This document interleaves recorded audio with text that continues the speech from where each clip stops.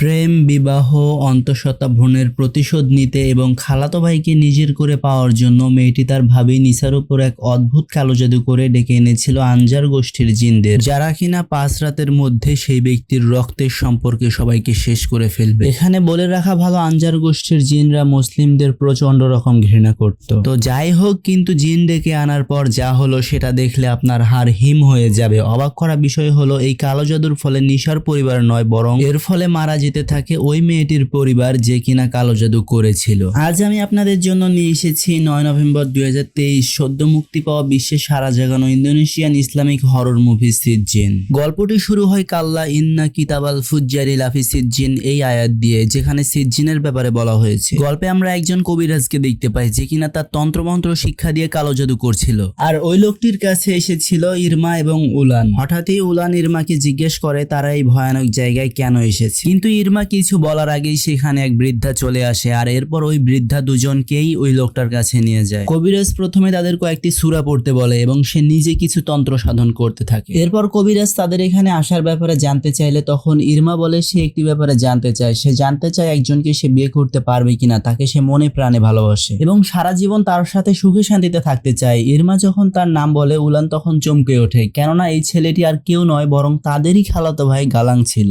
সে যাই হোক, উলান চমকে ওঠার কারণ হলো গালাং ইতিমধ্যে বিবাহিত ছিল। ইরমা এখানে ওই লোকটিকে কিছু টাকা দেয় আর সাথে গালাংয়ের ছবি দেয়, আর ওই লোকটি জিনদের ডাকতে বসে যায় এবং জিনদের কাছে ইরমার প্রশ্নের উত্তর জানতে চায়। আর হঠাৎই ইরমার চোখ পড়ে উলানের দিকে, দেখে সে অদ্ভুত ভাবে বসে আছে। সে ভয়ানক গলায় বলে ওঠে সে যেন তার থেকে দূরে থাকে। এই কথা বলেই উলান ইরমার দিকে ঘুরে তাকায়। তার চেহারা ভয়ানক রূপে পরিবর্তন হয়ে গেছিল, তাকে কোনো এক জিন বশে এনেছিল। জিনের বশে উলান আরো কিছু কথা বলেছিল, যা শুনে কবিরাজ বলে ইরমা যেন গালাংয়ের থেকে দূরে থাকে, না হলে গালাংই তার মৃত্যুর কারণ হবে। কবিরাজের মুখে এই কথা শুনে ইরমা ভীষণ ভয় পেয়ে যায়, সে কিছুই বলতে পারে না। আর এরপরে আমাদের 12 বছর পরের দৃশ্য দেখানো হয়। গালাং এখন তার একমাত্র মেয়ে সোফিয়া এবং তার স্ত্রী নিশার সাথে সুখে শান্তিতে সংসার করছে, কিন্তু প্রিম্যাচিওর বেবি হওয়ায় অপটিক নার্ভ নষ্ট হয়ে সোফিয়া জন্ম হয়েছিল অন্ধ হয়ে, মানে সে জন্ম থেকেই চোখে দেখতে পেত না। আর এখানে আমরা দেখতে পাই তার জন্মদিন উপলক্ষে তার বাড়িতে আজ তার দাদি ফারা এবং উলানের সাথে ইরমা তাদের বাড়িতে এসেছিল। এখানে আমরা আরো একটি বিষয় জানতে পারি, গালাংয়ের মা রিফার অবস্থা খুব একটা ভালো ছিল না, কোনো চিকিৎসাতেই তার অসুখ ভালো হচ্ছে না। এখানে নিসা জানায় কোনো এক কবিরাজ তাদের বলেছে কেউ একজন তাদের উপর কালো জাদু করেছে। তখন ইরমার মা ফারা বলে ওঠে সে সব কুসংস্কারে কেন বিশ্বাস করছে, সে একজন শিক্ষিত মেয়ে, তাদের উচিত স্বাভাবিক চিকিৎসা চালিয়ে যাওয়া। এরপর নিসা আর কিছু না বলে রান্নাঘরে চলে যায় তাদের আনা জিনিসগুলো রাখতে। ওই সময় গালাং সেখানে বসে কিছু একটা পড়ছিল, তখনই ইরমা সেখানে আসে আর গা ঘেঁষে গালাংয়ের সঙ্গে কথা বলতে থাকে। গালাং পাত্তা না দিলে সে জোর করে গালাংকে নিয়ে যায় সোফিয়ার কেক কাটতে। এই ব্যাপারটা নিসাও লক্ষ্য করে, আর নিসার চোখ মুখ দেখে আমরা বুঝতে পারি ইরমার এইভাবে গালাংয়ের কাছাকাছি আসা বা গা ঘেঁষে কথা বলা নিসার পছন্দ নয়। তবে তারা সবাই মিলে সোফিয়ার জন্মদিনের কেক কাটে। ইরমা সোফিয়াকে সুন্দর দেখতে একটা পুতুল উপহার দেয় আর সাথে দেয় একটা লিপস্টিক। এখানে সবাই যখন গালাংয়ের মাকে নিয়ে ব্যস্ত ছিল, তাদের কথাবার্তার মাঝে চুপচাপ ইরমা গালাংয়ের সাথে একান্তে দেখা করে। ওদের মধ্যে 12 বছরের সম্পর্ক, কিন্তু রিফার মতে বিয়ের পর গালাং ইরমার সাথে সম্পর্ক আর এগোতে চায়নি। তবে গালাং তার পুরনো স্মৃতি ভুলে গেলেও ইরমা তা পারেনি, সে এখনো তাকে মনে প্রাণে পাগলের মতো ভালোবাসে। শুধু তাই নয়, ইরমা গালাংয়ের বাচ্চার মা হতে চলেছে।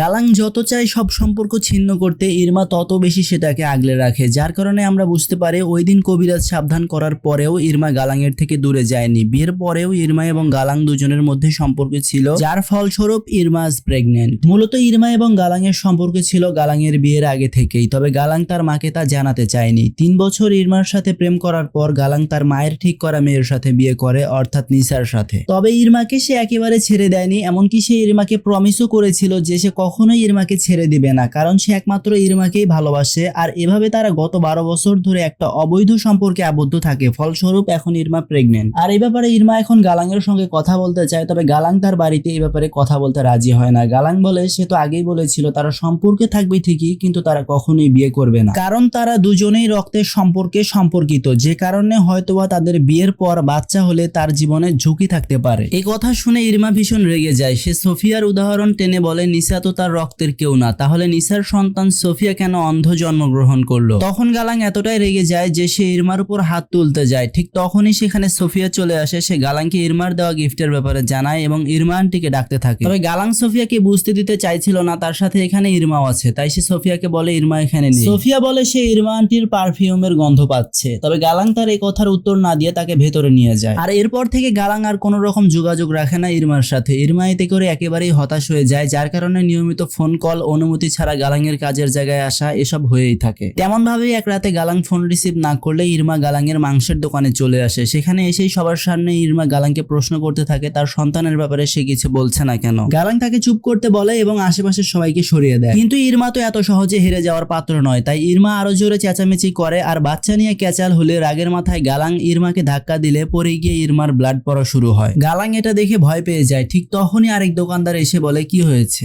ব্যাপারটাকে চেপে যাওয়ার জন্য গালাং ইরমার পায়ে গরুর রক্ত ঢেলে দেয় এবং বলে মাংসের পাত্রের উপর পড়ে পায়ে রক্ত লেগেছে। গালাংয়ের এমন ব্যবহার দেখে ইরমা ভীষণ কষ্ট পায়, তবে তার কষ্টের তো এখনো বাকি ছিল। গালাং যখন ইরমাকে নিয়ে হসপিটালে যায় তখন তারা জানতে পারে ইরমার বাচ্চাটা নষ্ট হয়ে গেছে। এটা জানার পর ইরমা খুবই ইমোশনাল হয়ে পড়ে, তবে গালাংয়ের মধ্যে বিন্দুমাত্র অনুশোচনা ছিল না, বরং সে যেন আরো চাইছিল এমনটাই হোক। গালাং হসপিটালের বিল পরিশোধ করতে ইরমাকে কিছু টাকা দেয়। এরপর সে বলে তারা এতদিন যাবত যে সম্পর্কে ছিল সেটা একটা পাপ সম্পর্কে ছিল, সে যেন আর তাকে বিরক্ত না করে এবং তাকে যেন ক্ষমা করে দেয়, তাদের সম্পর্ক এখানেই শেষ। এই কথা শুনে ইরমা প্রচন্ড রেগে চিৎকার করে কাঁদতে থাকে এবং বলতে থাকে তাহলে সে তাকে কেন স্বপ্ন দেখিয়েছিল, কেন তাকে বলেছিল সে সবসময় তার পাশে থাকবে। উত্তরে গালাং শুধু সরি বলে এবং বলে তার এখন পরিবার আছে। এই কথা বলেই তখনই ইরমাকে হাসপাতালে রেখে সেখান থেকে চলে যায়। এখন এদিকে প্রচন্ড রাগ আর প্রতিহিংসায় জ্বলতে থাকে ইরমা, আর সাথে বাচ্চা নষ্ট হওয়ায় ইরমার সম্পর্কের শেষ বাঁধনটুকুও নষ্ট হয়ে গেলে তার সব আক্রোশ গিয়ে পড়ে নিসার উপর। সেদিন রাতে গালাং ঘুমোতে গেলে মাঝরাতে হঠাৎই তার ঘুম ভাঙে। সে দেখে সোফিয়া তার কাছে এসেছে। সোফিয়া তাকে বলে আগামী বছর জন্মদিনে সে এই দুটো জিনিস উপহার হিসেবে পেতে চায়। এই বলে সে হাত বাড়িয়ে দেয়। তার হাতে মানুষের দুটি চোখ ছিল।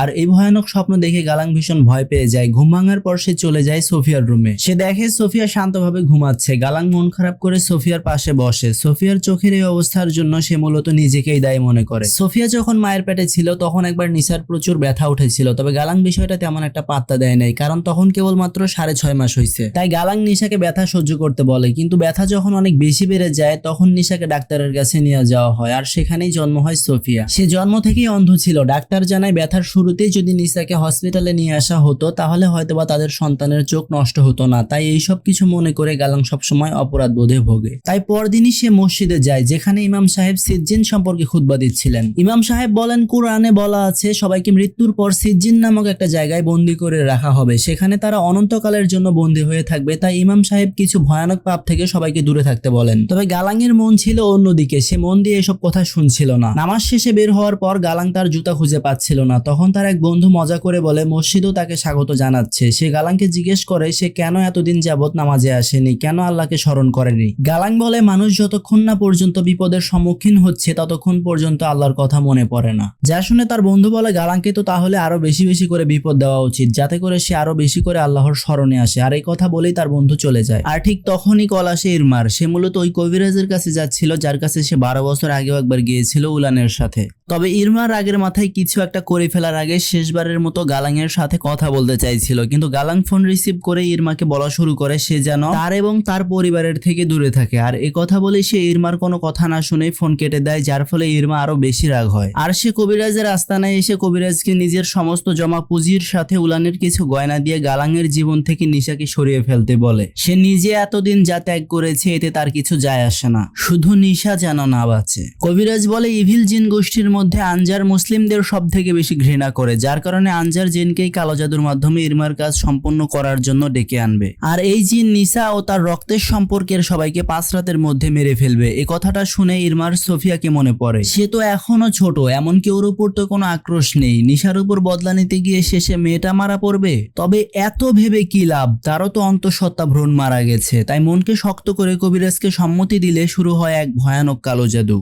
প্রথমে প্রয়োজন পড়বে নিশার চুল, নখ বা রক্ত, সাথে মহিষের কাটা মাথা, তার নাড়ি ভুঁড়ি এবং সদ্য দাফন করা লাশের কাটা পা। কবিরাজ এগুলো নিজের মতো করে জোগাড় করে ফেললে বাকি ছিল নিশার জিনিসগুলো। তাই এর মধ্যে ইরমা একদিন গালাংয়ের অনুপস্থিতিতে ওর বাড়িতে সোফিয়ার সাথে দেখা করার ছলে বাথরুম থেকে জোগাড় করে চিরুনিতে আটকে থাকা নিশার চুল। এখন দরকার নখ, কিন্তু বালতি থেকে খুব সহজেই নিশার রজস্রাবের প্যাড পেয়ে যাওয়ার পর ইরমার কাজ আরো সহজ হয়ে যায়। এরপর সে দ্রুত সেখান থেকে বেরিয়ে যেতে চাইলে নিসা বলে কিছুক্ষণের মধ্যে গালাং চলে আসবে, সে চাইলে অপেক্ষা করতে পারে। তবে ইরমা জানায় তার একটু তাড়া আছে, তাই সে পরে একদিন আসবে। এরপর সোফিয়াও ইরমাকে অপেক্ষা করতে বলে আর তার সাথে খেলতে বলে, কিন্তু ইরমা সোফিয়াকেও একই উত্তর দেয় যে তার সময় নেই। তখন সোফিয়া তাকে প্রমিস করতে বলে যে পরের বার সে অবশ্যই তার সাথে খেলতে আসবে। এই কথা শুনে ইরমার একটু খারাপ লাগে, কারণ সে জানে সে সোফিয়ার কত বড় ক্ষতি করতে চলেছে। হয়তোবা এই কালো জাদুর ফলে সোফিয়ার মৃত্যু হয়ে যেতে পারে, তাই সে তার কান্না ধরে রাখতে পারে না। এই অসহায় ছোট্ট মেয়েটিকে তার ভালোবাসার জন্য বলি দিতে হচ্ছে, এই কথা ভেবেই সে ভীষণ কষ্ট পাচ্ছিল। তাই এক মুহূর্তের জন্য তো সে ভেবেও ফেলেছিল যে সে আর কালো জাদু করবে না। কিন্তু সেখান থেকে ফেরার পথে হঠাৎই তার গালাং এর সঙ্গে দেখা হয়ে যায়, আর গালাং আবারও ইরমার সাথে খারাপ ব্যবহার করে এবং তার পরিবার থেকে দূরে থাকতে বলে। ফলে ইরমার মনের রাগ আবারও বেড়ে যায়। সে তখনই ওই কবিরাজের কাছে যায় ওই জিনিসগুলো নিয়ে। একে একে সবগুলো জিনিস তুলে দেয় ওই কবিরাজের কাছে। ফলে শুরু হয় আনজার জিনদের ডেকে আনার প্রক্রিয়া। এখন কবিরাজ ওই প্যাড পানিতে ভিজায় আর সেই পানি ষাঁড়ের নাড়ি ভুঁড়ির উপর দিয়ে দেয়। এগুলো দেখে ইরমার বেশ ঘৃণা লাগছিল, আবার ভয়ও পাচ্ছিল। তবুও সে চুপচাপ সেখানেই বসে থাকে। কবিরাজ এরপর নিশার ছবি কাটা শুরু করলে হঠাৎ করেই সেখানে প্রচন্ড ভূমিকম্প শুরু হয়ে যায়। ওই ভয়ানক ভূমিকম্প যেন সবকিছুই ভেঙে চুরমার করে ফেলবে এমন অবস্থা। আর এর ফলে কবিরাজ বুঝতে পারে জিনরা চলে এসেছে। সে নিশার ছবির টুকরা করে কুকুরের খাবারের সাথে মিশায় এবং তার অ্যাসিস্ট্যান্ট বৃদ্ধাকে বলে ওই খাবারগুলো কুকুরকে রাতের বেলা খাইয়ে দিতে। আর বৃদ্ধা সেটাই করে, নিশার ছবির টুকরা করা খাবারগুলো কুকুরদের খেতে দেয়। আর এরপর ওই কবিরাজ ইরমাকে বলে আজ রাত থেকে 5 রাত পর ইরমার সব ইচ্ছা পূরণ হয়ে যাবে। 5 রাতের মধ্যেই নিশার রক্তের সকলেই একে একে মারা যাবে। এই কথা শুনে ইরমার রুহু যেন কেঁপে ওঠে, কিন্তু তবুও সে কবিরাজকে আটকায় না। শুরু হয়ে যায় ভয়ঙ্কর অধ্যায়ের প্রথম রাত। সময় রাত 3টা। গালাং গভীর ঘুমে আচ্ছন্ন। নিশা তখন তাহাজ্জুদের নামাজ পড়ছিল। আচমকা তার জায়নামাজের উপর একটা মহিষের কাটা মাথা এসে পড়ে। সাথে সাথে সারা শরীরে ছিটিয়ে পড়লো মহিষের রক্ত ও নাড়ি ভুঁড়ি। এমনকি কবিরাজের ব্যবহার করা সবকিছুই নিশার গায়ে পড়ছিল। প্রচন্ড ভয়ে আতঙ্কে নিশা চিৎকার করতে থাকে। চিৎকার শুনে গালাং ছুটে এসে দেখে সেখানে কিছুই নেই, শুধুমাত্র মাথায় হাত দিয়ে চিৎকার করছে নিশা। সে নিশাকে থামাতেই নিশা তাকিয়ে দেখে আসলেই তার আশেপাশে কিছুই নেই। সে গালাংকে বলার চেষ্টা করে সে কি দেখেছে, তবে গালাং তার এসব কথায় বিশ্বাস করে না, বরং সে বিরক্ত হয়ে বলে রাত 3টা বাজে, সে নিশার এসব আজে বাজে কথা শুনতে পারবে না এখন। সকালে নিশা তখন একা বাড়িতে। হঠাৎ সোফিয়ার পুতুলটা হাতে নিলে এক অদ্ভুত পরিবর্তন আসে নিশার মাঝে। কাঁচি দিয়ে একে একে পুতুল ও নিজের চুল কেটে সেগুলো খেতে থাকে। আর এভাবেই চলে আসে পরবর্তী রাত। সেদিন সন্ধ্যায় গালাং কাছ থেকে ফিরলে নিশা বাড়িতে ও তার সাথে ঘটতে থাকা অদ্ভুত ঘটনাগুলোর ব্যাপারে জানায়, কিন্তু প্রচন্ড ক্লান্ত থাকার কারণে সে এসব কথায় কান দেয় না। এদিকে উলান নিজের গয়নাগুলো খুঁজে না পেলে ইরমাকে দোষারোপ করলে জানতে পারে সে পুনরায় কবিরাজের ওখানে গেছিল। উলান তাকে অনেক বোঝানোর চেষ্টা করে, কিন্তু ইরমা বলে তুমি সবসময় মায়ের মতো আচরণ করো, কখনোই সাপোর্ট করো না, বুঝতে পর্যন্ত চেষ্টা করো না। এইসব বলে উলানকে সে ঘর থেকে বের করে দেয় আর শুয়ে পড়ে। তবে ওই রাতে ইরমার সাথে অলৌকিক ঘটনা ঘটে। ইরমা দেখে কে যেন তার চাদর ধরে টানছে, আর পিছু ঘুরতে ওর পাশে উলানকে ভয়ানক রূপে দেখতে পায়। তার মুখ দিয়ে পোকা বের হচ্ছিল, কিন্তু আদতেই সেখানে কেউ ছিল না। এরপর সে দৌড়ে গিয়ে দরজা খুললে উলানকে দেখতে পায়, তবে সে উলানকে কিছু জানায় না। এদিকে নিশার অবস্থা খুব একটা ভালো নয়। নামাজে বসলে মন বিচলিত হয়ে রক্তবমির সাথে বেরিয়ে আসে যোগ। সকালে গালাংয়ের মা রিফার মুখ ধুয়ে দেওয়ার সময় তাকে আচমকা শ্বাসরোধ করে মারার চেষ্টা করে, তবে পরক্ষণে হুঁশ ফিরলে নিজের ভুল বুঝতে পারলে তার থেকে ক্ষমা চায়। নিশা কাঁদে আর চিন্তা করে নিজের অজান্তেই কি করে ফেলছে সে আল্লাহই জানে। অবশেষে নিজেকে সামলে রিফার জন্য গরম পানি আনতে গেলে রহস্যজনক ভাবে শয্যাশায়ী রিফা নিজেই উঠে রান্না করা ফুটন্ত স্যুপ নিচের গায়ে ঢেলে দেয়। চোখের সামনে তার শাশুড়ির মৃত্যু দেখা ছাড়া নিশার আর কিছুই করার ছিল না। আর এভাবেই শুরু হয় এই পরিবারের প্রথম মৃত্যু। ওই রাতে জানাজার আগে সবাই মিলে দোয়া কালাম পড়ছিল। বাড়িতে পাড়া ও মসজিদের সবাই ভিড় জমিয়েছে। প্রতিবেশীরা রিফার মৃত্যু ঘিরে শুরু করেছে গল্প ফাঁদা। কেউ বলছে দিনের পর দিন শয্যাশায়ী থাকার কারণে হয়তো নিশা তাকে মেরে ফেলেছে, আবার কারোর মতে রিফার উপর কেউ কালো জাদু করেছে। নিশা তখন খুবই কান্নাকাটি করতেছিল এবং তাকে সান্ত্বনা দিচ্ছিল ইরমার মা ফারা। এবং আমরা এটিও জানতে পারি নিশার বাবা মা কেউই বেঁচে ছিল না। যেহেতু নিশার বাবা মা কেউই বেঁচে নেই, সেহেতু নিশা তার শাশুড়িকে নিজের মায়ের মতো ভালোবাসতো। নিশা শাশুড়ির মৃত্যুতে খুবই ভেঙে পড়েছিল, তাই নিশা তার রুমে গিয়ে কান্নাকাটি করছিল। আর মায়ের কান্নাকাটি দেখে সোফিয়াও সেখানে চলে আসে এবং মাকে সান্ত্বনা দিতে থাকে। তবে ঘটলো আরেক ঘটনা। জানাজার ঠিক আগে নিশা পজেস্ট হয়ে রিফার দেহ উল্টে দিয়ে শুরু করে ভয়ানক আচরণ। তাকে দেখে কারোর বুঝতে বাকি থাকে না যে জিনের কবলে রয়েছে নিশা। হুজুর কোন রকমে শান্ত করলেও বুঝে যায় নিশার আরো খারাপ সময় আসতে চলেছে, তাই গালাংকে সতর্ক থাকতে বলে। রাতে তখন দাফনের কাজ শেষ করে বিশ্রাম নিচ্ছিল গালাং। হঠাৎই এক অদ্ভুত আওয়াজ শুনে গালাংয়ের ঘুম ভেঙে যায়। সে বেসমেন্টে আসলে চমকে ওঠে, দেখে তার মেয়ে সোফিয়াকে ঘিরে বসে রয়েছে একাধিক জিন। এই ভয়াবহ দৃশ্য দেখে গালাং ভয়ে পড়ে গিয়ে জ্ঞান হারিয়ে ফেলে এবং পরবর্তীতে জ্ঞান ফেরার পর দেখে সোফিয়ার জায়গায় এখন সে নিজে কাফন পরে শুয়ে রয়েছে এবং তাকে ঘিরে বসে রয়েছে ভয়াবহ জিনদের দল। তখনই সোফিয়ার ডাকে দুঃস্বপ্ন কাটলো। তবে এই ঘটনার পর গালাঙ্গের নিশার কথায় বিশ্বাস হয় যে এই বাড়িতে সত্যিই কিছু রয়েছে। ফলে হুজুরের থেকে পরামর্শ নিলে তিনি গালাঙ্গকে এক শিশি তাবিজ পরা পানি দিয়ে নামাজের ঠিক আগে নিশার কপালে লাগাতে বলে। এদিকে নিশা তখন বাড়িতে একা ছিল। সে টয়লেট থেকে কার যেন আওয়াজ শুনতে পায়। নিশা কাছে যেতেই রিফার আত্মা তাকে হন্ট করে। এরপর গালাং এসে তাকে নোংরা অবস্থায় পেলে কোনো মতে তাকে পরিষ্কার করে কপালে সেই পানি বুলিয়ে দিতেই নিশা ভয়ানক চিৎকার করে নিজের উপর কন্ট্রোল হারিয়ে ফেলে। তখন গালাং তাকে জড়িয়ে ধরে বলে মা মারা গিয়েছে, এখন তার আপন বললে সোফিয়া এবং নিশাই শুধু আছে, তাই সে যেন এমনটা আর না করে তার সাথে। মূলত সে এখানে নিশার এমন অবস্থা দেখে বেশ ভেঙে পড়েছিল। সে নিশাকে ঘরে শুয়ে দেয় আর এরপর সেখানে থাকা ক্যাসেটে আয়াতুল কুরসি চালিয়ে দিয়ে সে ঘর থেকে বেরিয়ে যায়। তবে সে বের হওয়ার সাথে সাথেই ক্যাসেটটি বন্ধ হয়ে যায় আর ঠিক তখনই আমরা নিশার এক ভয়ানক রূপ দেখতে পাই।